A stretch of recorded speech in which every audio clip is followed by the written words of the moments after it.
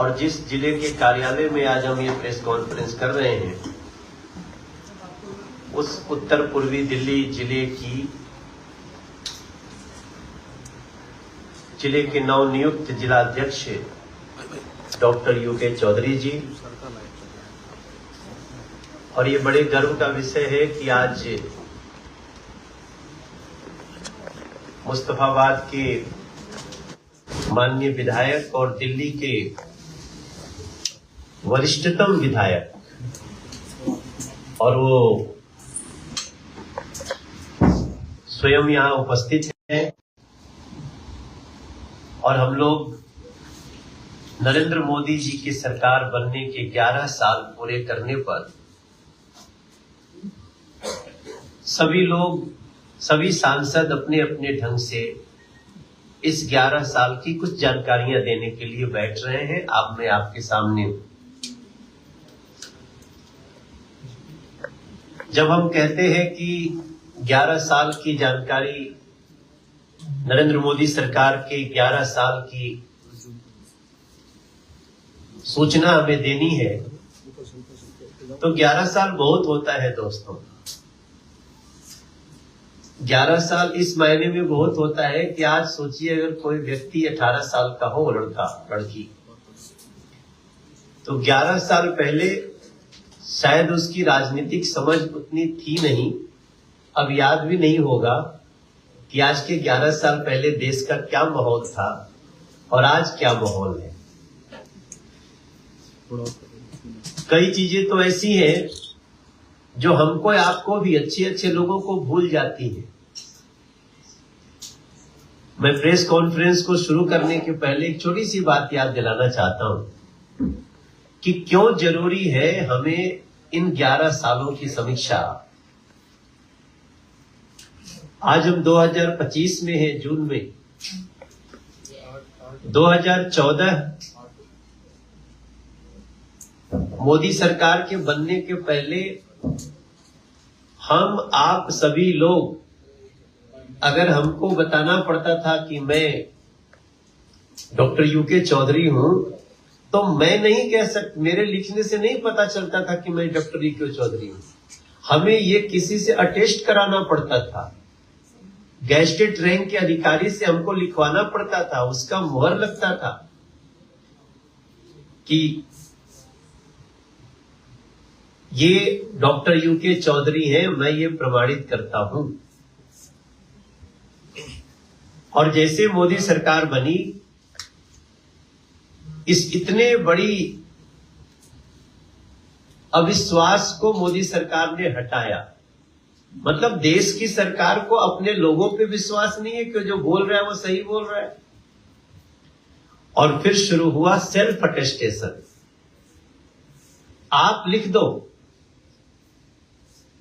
कि मेरा नाम संदीप है, मैं गोकलपुर में रहता हूं, मैं एक पत्रकार हूं, और वही अटेस्ट हो गया। देश की सरकार को आपके ऊपर इतना भरोसा है। अब इसके बाद आप सोचना शुरू करें कि इन 11 वर्षों में ऐसी कई चीजें कैसे बदल गई। यही देश है जहां भारत के सैनिकों की समस्या होती थी कि हमारे पास बुलेट प्रूफ जैकेट नहीं है, और देश की सरकार कहती थी जरूरत नहीं है। आज देश की सेना के पास तो छोड़िए, थाने में पुलिस के पास भी बुलेट प्रूफ जैकेट होता है। आज देश की सेना सिर्फ शस्त्र से नहीं, अस्त्र से भी लैस है।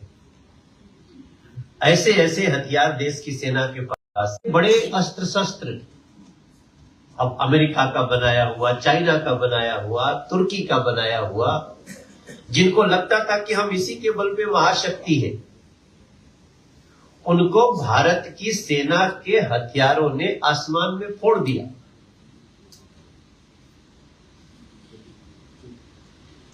आज भारत की सैन्य शक्ति ये है। तब मैं जब आपको प्रेस कॉन्फ्रेंस में बैठा हूं, तो अगर बिंदुवार में आपसे कुछ बातें कहूं तो सभी को पता चलना चाहिए कि नरेंद्र मोदी सरकार के ये 11 वर्ष किसी संजीवनी से कम नहीं है। संजीवनी तो याद ही होगा, लक्ष्मण जी को शक्ति लगी थी तो हनुमान जी संजीवनी बूटी लेके आए थे। अगर इन 11 वर्षों का हम सही मायने में समीक्षा करें तो ये 11 वर्ष भारत के लिए संजीवनी की तरह है। कोई ऐसा क्षेत्र नहीं बचा जिसमें हम सफलता के बहुत बड़े सोपान न तय किए, हमने तय किए। आज देश हर क्षेत्र में कीर्तिमान बना रहा है, जैसे गरीबों और वंचितों की सेवा। आप स्वयं विचार करें कि इसी देश में कहा जाता था, और कोई और नहीं कहता था, देश के प्रधानमंत्री कहते थे कि हम 1 रुपया भेज रहे हैं तो 15 पैसा ही पहुंच रहा है अंतिम व्यक्ति तक जहां के लिए जा रहा है। और आज क्या हो रहा है? आज हम 1 रुपया भेजते हैं तो 1 रुपया टोटल उस अंतिम व्यक्ति के पास पहुंचता है, क्योंकि हमने डायरेक्ट बेनिफिट ट्रांसफर किया। और उसके लिए तैयारी करनी पड़ी, एक रात में तो होता नहीं है। बात छोटी सी है, लेकिन जब सोचना शुरू करेंगे तो कहां तक मन में संतोष होगा कि हां सही है। पता नहीं पहले वालों को की नीयत में कमी थी या वो केवल बातें करते थे। समस्या अगर किसी ने उठाया होगा तो हो सकता है वो भी सोचते तो होंगे कि चला जाए, लेकिन कर नहीं पाते थे। आज कर दिया गया है।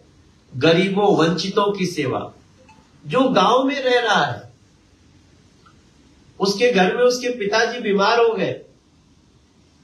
मैंने कई परिवारों को देखा है, मेरे भाई बहन, जब वो लोग छोड़ देते थे कि अब तो बीमार हो गए तो पैसा तो है नहीं, इलाज कराएंगे नहीं तो जितना जल्दी अभी चले जाएंगे, बाबूजी क्या करेंगे। कभी कहते गाय छुआ दो, बाछी छुआ दो। ये हमारे देश की परिपाटी रही। अब क्या हो रहा है? अब तो 70 साल के अगर बुजुर्ग है तो किसी कम्युनिटी के हो, उनको 5 लाख रुपए का इसी देश में इलाज मिलता है। अब घर वालों को चिंता करने की आवश्यकता नहीं है, बुजुर्गों को कहीं वृद्धाश्रम में भेजने की आवश्यकता नहीं है। वही देश है और ऐसा संभव हुआ है। तो गरीबों और वंचितों की सेवा। भाई गरीब व्यक्ति खाने के लिए कई बार उसको परेशानियां होती थी। आज राशन से मिलने वाला अनाज फ्री हो गया, फ्री ऑफ कॉस्ट मिल रहा है। और उसके बाद भी हमारी सैन्य शक्ति में, हमारे स्पेस शक्ति में, हमारे बड़ी बड़ी हाईवे बनाने में हमने कोई कोताही नहीं बरती है, बल्कि अब तो हम गली गली तक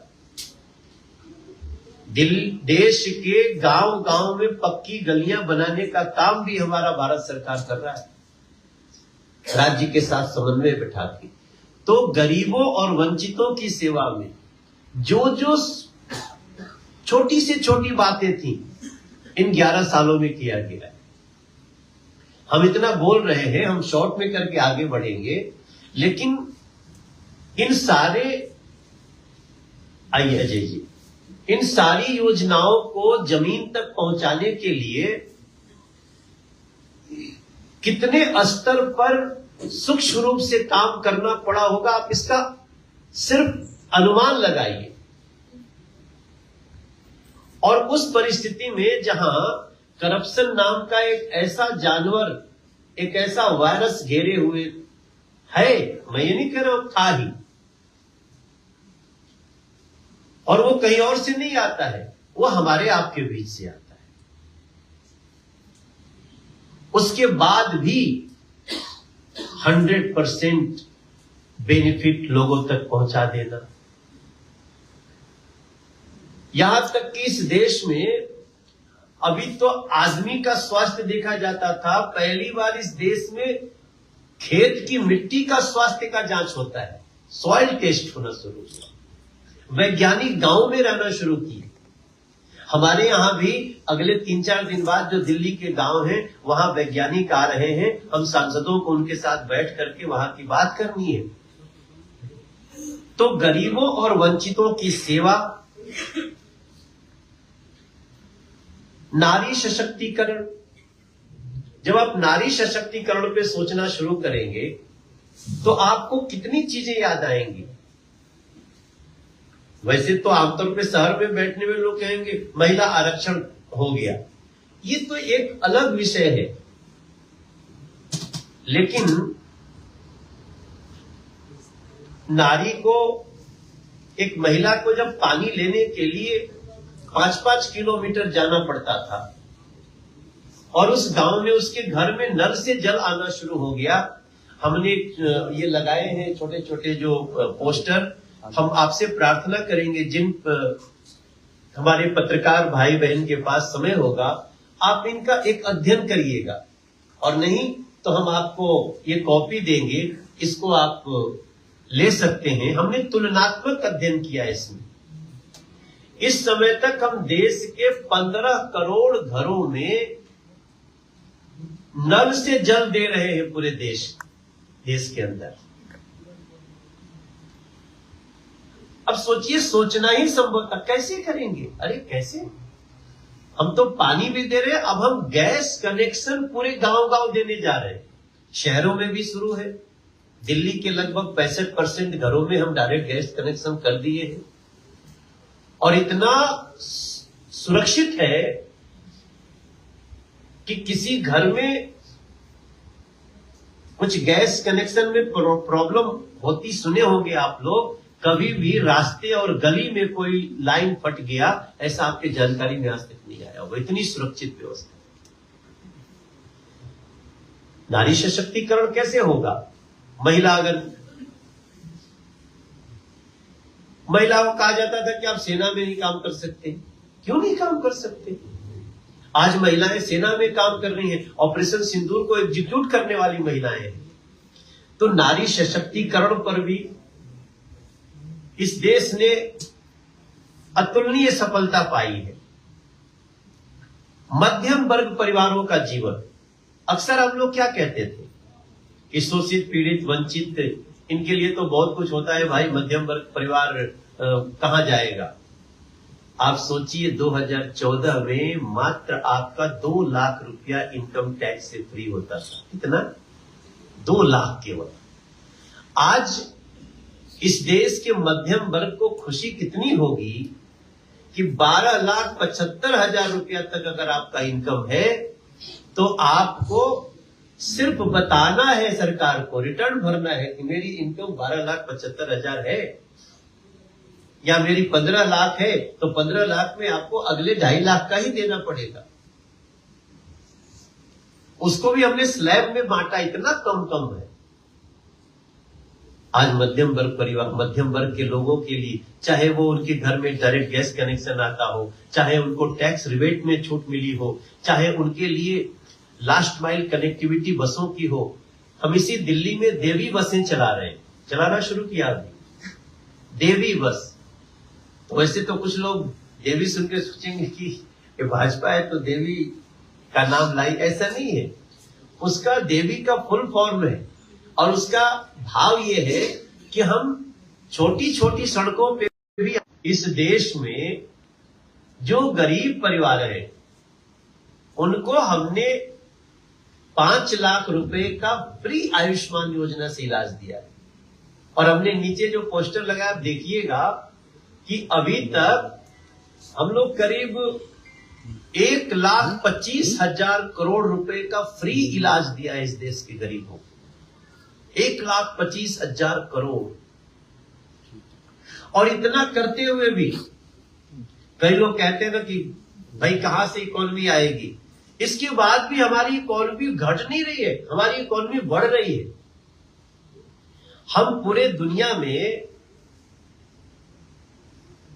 11वें नंबर की इकोनॉमी हुआ करते थे।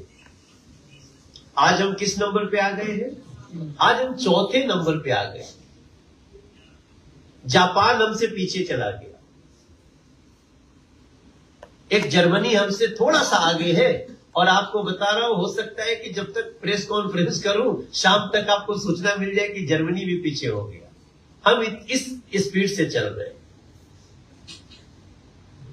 और मैं प्रेस कॉन्फ्रेंस में इतनी जो बातें कह रहा हूं, इसका डिटेल्ड प्रोजेक्ट भी आपको मैं दे दूंगा।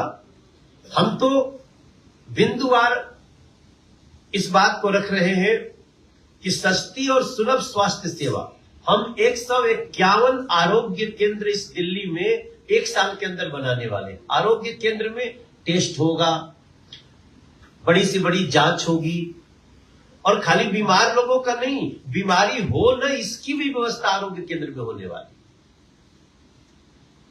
और ये करने वाले नरेंद्र मोदी की सरकार।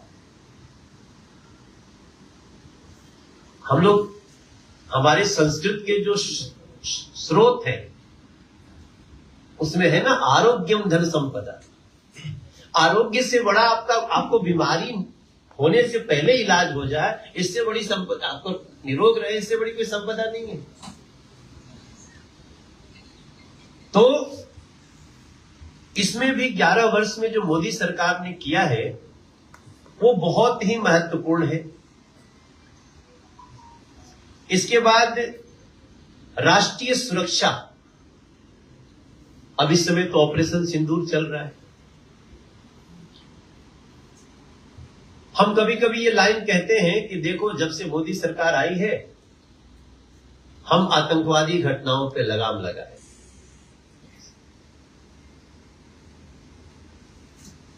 हम हर घर के अंदर पुलिस नहीं बिठा सकते। घर के लोगों को जब सूचना करेंगे कि हमारे साथ ये दिक्कत हुई, तभी पुलिस वर्क करेगी। और कोई नहीं चाहेगा, कोई चाहेगा कि उसके घर के अंदर पुलिस बैठी हो, या हम उसके घर के अंदर सीसीटीवी लगा दें। लेकिन अपराध अगर किसी ने कर दिया तो फिर उसकी खैर नहीं। भारतीय जनता पार्टी शासित राज्यों में और केंद्र सरकार से राष्ट्रीय सुरक्षा में हम विदेशी शक्तियों से सुरक्षा तो कर ही रहे हैं। ऑपरेशन सिंदूर में आपने देखा है, हमने ऑपरेशन सिंदूर का एक गीत भी बनाया, आप लोगों को सुनने को मिला होगा। उसमें 70% जो फुटेज है उससे मुझे भारतीय सेना ने दिया, और वो लाइव तस्वीरें। अचानक फाइटर जेट पे जाता हुआ सैनिक और ऊपर से मारते हुए वीडियो लेकर के, वो सब भी दिया गया है। कई लोग सबूत मांगने लगते हैं ना, तो आजकल सबूत हम ही नहीं, आप भी जुटा सकते हैं, क्योंकि वो कहीं ना कहीं दिया हुआ है। नौसेना अपनी दे रही है, आर्मी अपनी दे रही है, एयरफोर्स अपनी दे रही है।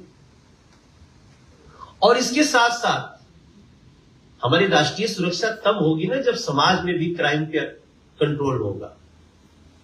आज हम 11 जून 2025 को बात कर रहे हैं, और हमारे देश के गृह मंत्री ने वादा किया है इस देश से कि 26 मार्च 2026 तक हम इस देश से नक्सलिज्म का समापन कर देंगे। आप सोचें, ये छोटा काम है। अगर आंकड़ों में हम आपको बताएं तो हमारे यहां एक साल में 1500 लोग नक्सली लोग मार देते हैं। उसका भी हमने नीचे डेटा लगाया है। 85% ऐसी घटनाओं को रोक दिया गया है, और पहली बार ऐसा हुआ है कि महासचिव स्तर का भी अधिकारी नक्सलियों का वो मारा गया। Zero tolerance. ये इच्छा शक्ति से होगा। इसलिए हम प्रेस कॉन्फ्रेंस को फॉर्मेलिटी नहीं बनाना चाहते कि हम प्रेस कॉन्फ्रेंस कर रहे हैं।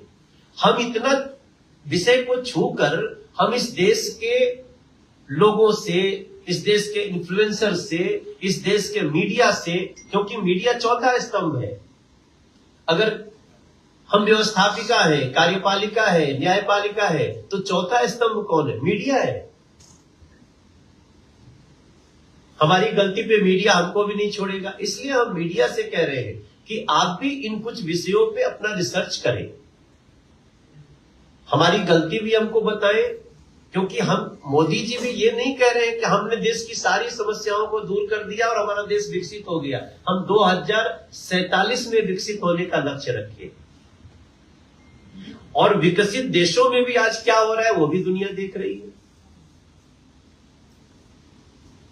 तो हमारा विकसित भारत का जो संकल्प है, जब आप उसकी समीक्षा करेंगे मेरे भाई बहन मीडिया के दोस्त, तो क्या आएगा कि भारत सिर्फ भौतिक विकास की बात नहीं कर रहा है, भारत अपने आध्यात्मिक और विरासत के विकास की भी बात कर रहा है। हमारी विकास की शैली सबका साथ सबका विकास की है, वसुधैव कुटुंबकम की है, दया की है, परोपकार की है। तुर्की ने हमारे खिलाफ हथियार दिए पाकिस्तान को, लेकिन जब तुर्की में भूकंप आया तो सबसे पहले खड़ा होकर के सहायता करने वाला भारत था। आज हमारे इस 11 सालों की एक बड़ी उपलब्धि ये होगी कि नरेंद्र मोदी जी ने हर पार्टी के सांसदों को कहा, जाओ दुनिया को बता के आओ भारत शांति के रास्ते पे चलता है, और हम शांति के रास्ते पे आगे चल के अपने देश को ऊंचा ले जाना चाहते हैं। और हमें धन्यवाद करना होगा उन सभी प्रतिनिधियों का। जब वो देश के लिए गए तो देश की भाषा बोल रहे हैं। कई ऐसे लोग हैं जो देश के होते हैं लेकिन देश के बाहर जाकर के भी हमारे विरोधी देशों की भाषा बोलते हैं। कल प्रधानमंत्री जी उन सारे प्रतिनिधियों से मिले। कल वो प्रतिनिधि क्या बात करेंगे, लोकल देश में राजनीति करेंगे, करो, करते रहो, अपनी पार्टी की राजनीति करो, अपने को कैसे आगे बढ़ाना है करो, तुम्हारी विचारों की लड़ाई है। लेकिन इन 11 सालों में जो प्रधानमंत्री देश ने देखा है वो क्या विराट शख्सियत व्यक्तित्व है कि उन सारे लोगों को लौटने के बाद उनके साथ चाय पीते हैं, टेबल पे बैठते हैं, बात करते हैं, क्योंकि हमारा जो विजन है वो सबका साथ सबका विकास का है। अगर हम इस बिंदु से थोड़ा आगे बढ़ते हैं, राष्ट्रहित की विदेश नीति जो हम अब बात कर रहे थे, हमारी विदेश नीति हमारे देश को फायदा करने वाली होनी चाहिए। आज दुनिया के मैक्सिमम देश कहां इन्वेस्ट कर रहे हैं? भारत में कर रहे हैं। आज दुनिया का पसंदीदा जगह भारत है। क्यों? क्योंकि सुरक्षित है, हमारे यहां मैन पावर उपलब्ध है, हमारे बच्चे वही रफाल दूसरों के पास भी है, लेकिन हमारा जो रफाल उड़ाने वाला होता है एक के रफाल से 10 लोगों को मार के आता है, और जब तक वो अपनी गाड़ी में बैठने वाले होते हैं तब तक उड़ा दिया जाता है। इसको अगर हम लोग सही ढंग से अपने देश भाव से सोचें, नूर खान बेस एक पाकिस्तान में एयरबेस है, ऐसा क्या हो गया? कभी तो युद्ध भारत ने घोषित भी नहीं किया, हम तो खाली ऑपरेशन सिंदूर घोषित किया और चल रहा है आतंकियों के खिलाफ, आतंकवादियों के खिलाफ।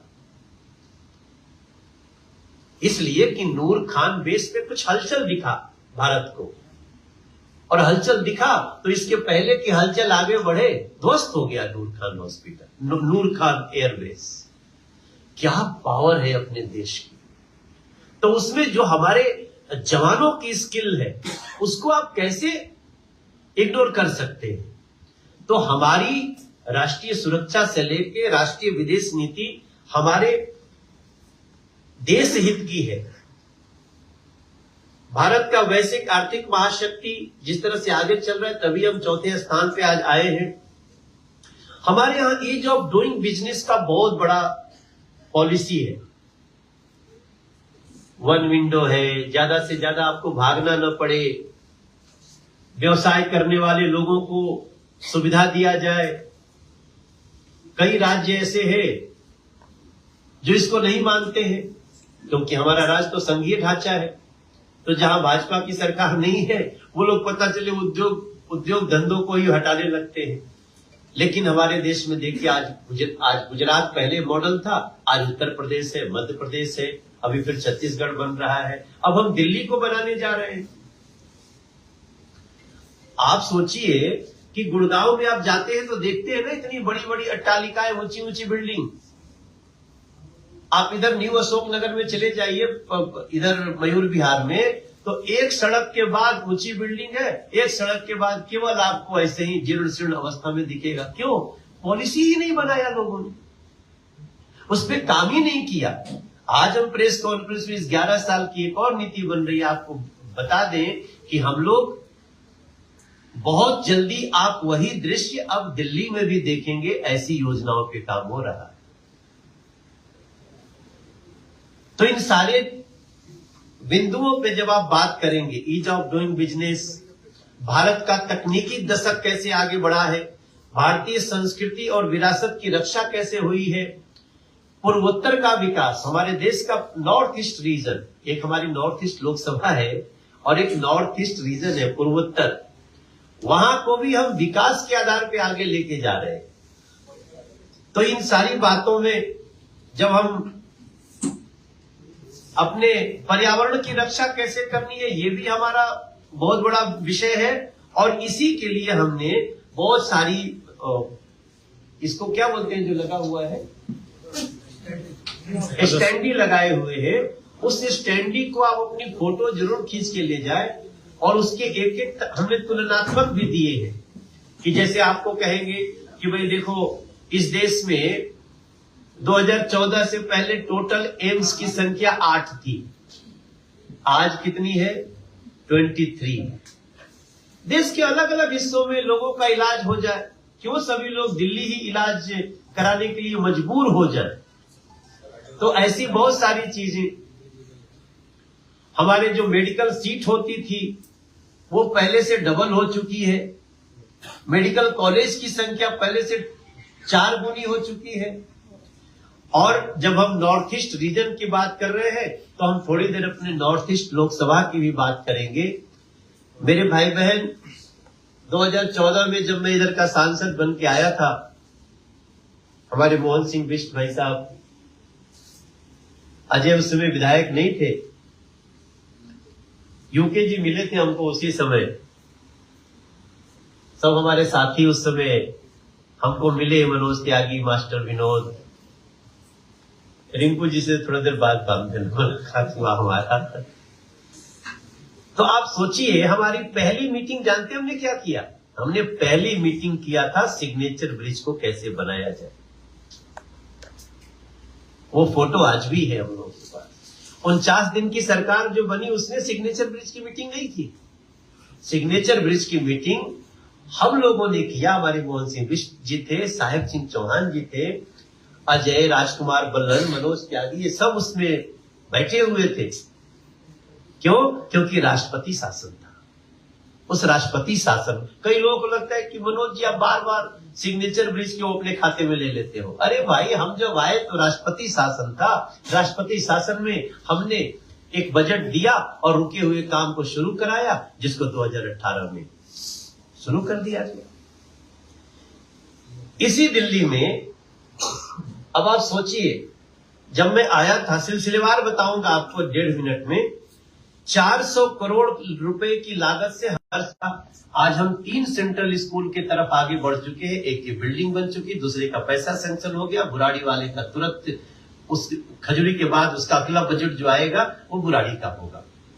हमारे यहाँ 468 करोड़ रुपए की लागत से अभी हम ये वजीराबाद रोड से डासना वहां बॉर्डर तक जाने के लिए निर्बाध गति से जाए, और जो गगन सिनेमा के पास जाम लगता था उस सबको हटाने के लिए आपको एक 468 करोड़ की लागत से फ्लाईओवर दिया है। वो लगभग बहुत जल्दी शुरू हो जाएगा। इस सड़क से जाने के लिए अभी मुश्किल से 3-4 महीने की और समस्या होगी। आपको ट्रिपल डेकर सड़क का अनुभव नॉर्थ ईस्ट दिल्ली करेगी। अगर नरेंद्र मोदी जी इन सारे बजट को नहीं पास करते तो दिल्ली के जो मुख्यमंत्री थे वो तो वो पूरा मेट्रो का बजट ही देने को तैयार नहीं थे। नहीं देने के बावजूद भी हमने चौथा फेज किया। आज जब मौजपुर से निकल शिव विहार तक आए, वो भी नरेंद्र मोदी जी के समय की देन है। उसके बाद जब हम मौजपुर से जाते हुए ये जमुना विहार, आपका भजनपुरा, सोनिया विहार, नानकसर, सोनिया विहार और नानकसर दोनों मिलके नाम रहेगा। उसके बाद जाइए वजीराबाद, जगतपुर, वहां भी विवाद चल रहा था वजीराबाद जगतपुर का, उसको भी हम लोगों ने सोल्व किया है, दोनों नाम रहेगा। उसके बाद बुराड़ी, फिर जाकर के हम उसको मिला देंगे उस रास्ते से मुकुंदपुर में, जहां से मजलिस पार्क, जहां से एयरपोर्ट जाने के लिए अब आपको यहां से मेट्रो से बाहर नहीं आना पड़ेगा। इसके साथ साथ हम लोगों ने इसी क्षेत्र में 300 करोड़ प्लस का लोन दिया है लोगों को, मुद्रा लोन इस क्षेत्र के लोगों को जी। और इनके साथ साथ हमारी एक कितनी बड़ी सफलता मिली, अक्षरधाम से देहरादून को जोड़ने वाली सड़क, हमारी सड़क पूरी हो चुकी है। आज भी जब मैं आ रहा था तो मैंने नितिन गडकरी सर से बात किया कि सर इसको कब शुरू कर रहे हैं, क्योंकि मुझे पता था इसका जवाब तो हमें क्षेत्र को देना चाहिए। तो हमारा दिल्ली का और बागपत तक तो ठीक है, लेकिन उसके आगे थोड़ा सा पार्ट है और उसमें एक ही बात आ रही है कि जब खुले तो लोग देहरादून तक जाएं, नहीं जाएंगे तो जाकर के आगे मनीष तिवारी तुरंत वीडियो बनाएंगे उसका कि देखो कहे तो थे सांसद जी, लेकिन यहाँ तो रुका हुआ है रास्ता। तो उसका हम अभी निदान आज भी हमने करी है। आज भी हम ये बात कर रहे हैं कि अपना जो चंक है उसको पूरा कर दिया जाए, लोगों को कह के शुरू कर दिया जाए कि हाँ थोड़ा सा भी 3 महीना लगेगा देहरादून को टच होने में। तो हम उस पर विचार कर रहे हैं और 3-4 दिन के अंदर ही इसका एक हल ढूंढने की कोशिश कर रहे हैं। ट्रायल के तौर पे हो सकता है कि हम इस सड़क को बहुत जल्दी खोलें। तो इसकी बात मैं आज भी करके आया हूं, मगर सोचिए कितनी बड़ी सौगात अपने को। अभी भी आप उसके नीचे से गुजरे या बीच में हम लोग पत्रकारों को दिखाए भी थे। तो ये कैसे हो जाता है? ये होता है तब जब आपके पास इच्छा शक्ति हो और बजट देने के लिए दिल हो। आज इसी आप किसी दिन जो एरियल तस्वीर होती है ना दिल्ली की, उसका जब आप देखेंगे 2014 के पहले और 2014 के बाद, तो आपको ऐसा लगेगा आप किसी अलग शहर में रहते हैं। जब आपको ईस्टर्न वेस्टर्न पेरीफेरी दिखेगी, जब आपको द्वारका एक्सप्रेस दिखेगा, जब आपको भारत मंडपम दिखेगा, जब आपको यशोभूमि दिखेगी, जब आपको प्रगति मैदान के टनल में जाने में आनंद होगा, जब आपको धौला कुआं जाने में सारी समस्याएं दूर हो गई। इसके साथ साथ कुछ और चीजें हैं। हम एक महीना के अंदर ही आपको इसी सोनिया विहार से आपको हम एक क्रूज में बिठा करके जमुना जी में यात्रा कराएंगे। ये सब कुछ कैसे हुआ? एक साधक निकला है, किस्मत से हमें मिला है। एक साधक निकला है, किस्मत से हमें मिला है। सपने बहुत है पाले, कभी देखे न पांव के छाले। बरसों से नहीं सोया, दर्द है पर नहीं रोया। ऋषि मुनियों का पुण्य जगह है, वो भारत के संचित पुण्य का एक शिला है। एक साधक निकला। और भी बहुत सारी चीजें बताएं तो भी वो कम होगा। हमारे लिए खुशी की बात यह है कि आज मैं गर्व से कह सकता हूं कि मैंने इस 11 साल में अपने क्षेत्र के लिए 18,000 करोड़ के काम नरेंद्र मोदी जी के आशीर्वाद से करके इस क्षेत्र को, जिसको लोग कभी 14 के पहले पिछड़ा क्षेत्र बोलते थे, हमको अजय जी, विष्ट जी बताते हैं कि कैसे कैसे नाम से जमुना पार्क को लिया जाता था। आज वो सारी बातें पीछे चली गई हैं और अगले 4 से 5 महीने में पूरी दिल्ली हमारे क्षेत्र को घूमने आएगी, क्योंकि उसको सिग्नेचर ब्रिज भी देखना होगा, उसको हमारे वजीराबाद ब्रिज का ट्रिपल डेकर एक सड़क के ऊपर सड़क, उसके ऊपर मेट्रो भी देखना होगा और रिवर फ्रंट भी देखना होगा। यमुना जी में क्रूज में बैठ के चलना भी होगा। हम वो नॉर्थ ईस्ट दिल्ली बना रहे हैं। फिर भी हम इस पे इतरा नहीं रहे हैं, क्योंकि हमें अभी बहुत कुछ करना है। आज हम अपने,